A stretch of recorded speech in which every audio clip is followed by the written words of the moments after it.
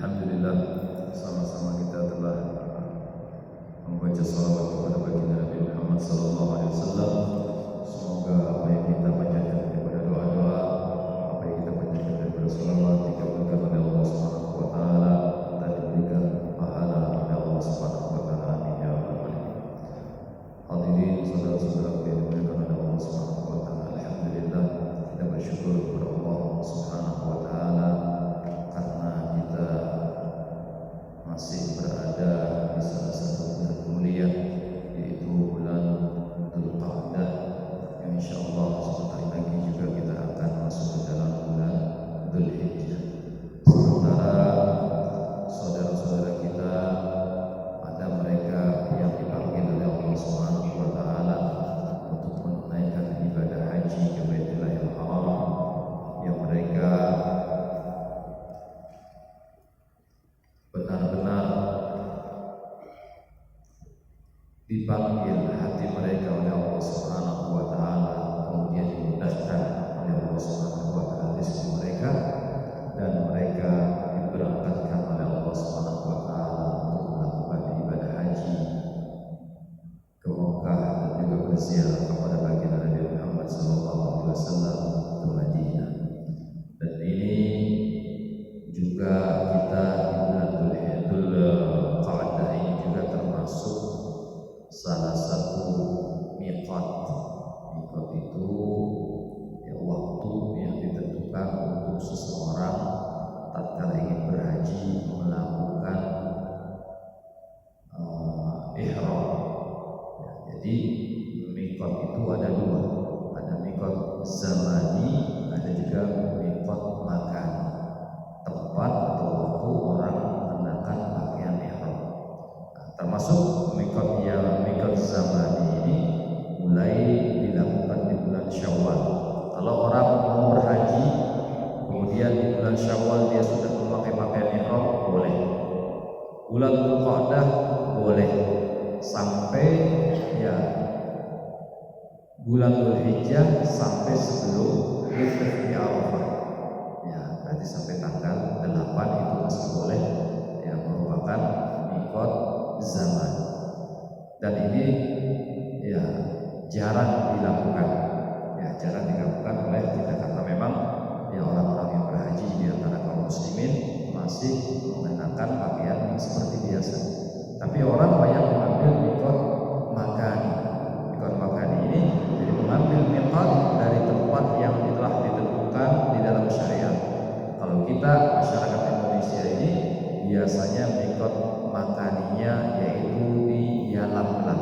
Yalamlam ini di daerah Yaman, ya, tapi kebanyakan daripada kita kaum muslimin ya dari Indonesia yang berhaji mengambil miqat di King Abdul Aziz, ya, di bandara King Abdul Aziz. Ya, kenapa nggak mengambil di miqat di Yalamlam? Karena tatkala kita di pesawat di Yalamlam itu masih di atas, kita masih di atas pesawat tatkala kita melewati Yalamlam tadi. Tapi ada beberapa orang yang tatkala diumumkan kita sudah masuk ke Yalamlam, tempat kita miqat makani, orang ada yang langsung memakai pakaian ihram.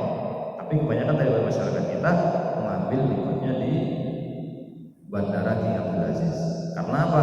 Karena ulama ya muasirin, ulama zaman sekarang, ada yang mengatakan bahwasanya Yalamlam ini kalau ditarik garis lurus itu persis sejajar dengan Bandara King Abdul Aziz. Jadi boleh melakukan ihramnya di bandara di Jeddah.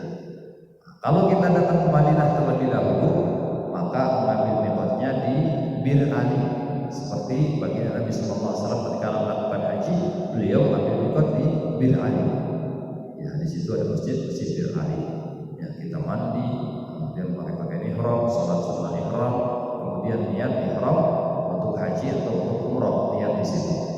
Kemudian ada juga yang dari kota Mekah sendiri, ya, yang dari kota Mekah sendiri, mereka yang ingin berhaji harus keluar terlebih dahulu ke tanah halal, yaitu di daerah Muhammad, keluar daripada tanah halal haram menuju ke tanah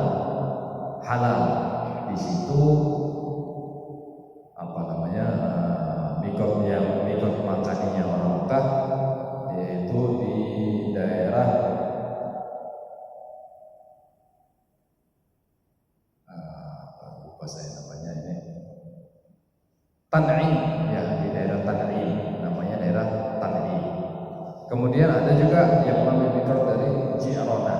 Ada juga yang dari Taif mengambil mikot tempat tersendiri. Ada berbagai tempat yang memang disyariatkan oleh agama untuk orang itu mulai start melakukan pakaian, memakai pakaian ihram. Kalau sudah memakai pakaian ihram, haram hukumnya ya memakai wangi-wangian, haram hukumnya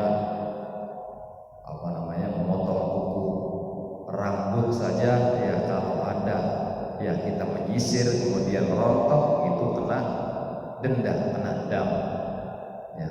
Jadi ada satu kisah dulu waktu saya umroh, ada kawan saya ini dadanya penuh dengan bulu. Kemudian tatkala dia ihram pakai pakaian ihram, kemudian dia lihat ke pakaiannya, dia lihat pakaiannya lagi. Saya bilang, kenapa kamu lihat pakaian terus? Dia takut ada bulu saya yang rontok nanti kena dam. Kamu, saya bilang, jangan cari penyakit. Sudah tawakal kepada Allah. Setelah pakai pakaian ihram, kamu yakin bulu kamu tidak rontok. Tapi tatkala kamu pulang selesai tahallul, ya tahu-tahu di baju kamu ada bulu yang rontok, nah itu kamu berhusnudzon bahwasanya rontoknya itu setelah kita melakukan tahallul tadi. Tapi kalau memang nyata-nyata kelihatan di depan mata kita ada sesuatu rambut yang gugur dari badan diri kita, baru kita kena bayar dam lagi. Nah, kalau kita sengaja mencari, jangan cari penyakit. Itu sama halnya dengan mencari penyakit. Lebih baik kita tawakal kepada Allah Subhanahu wa taala.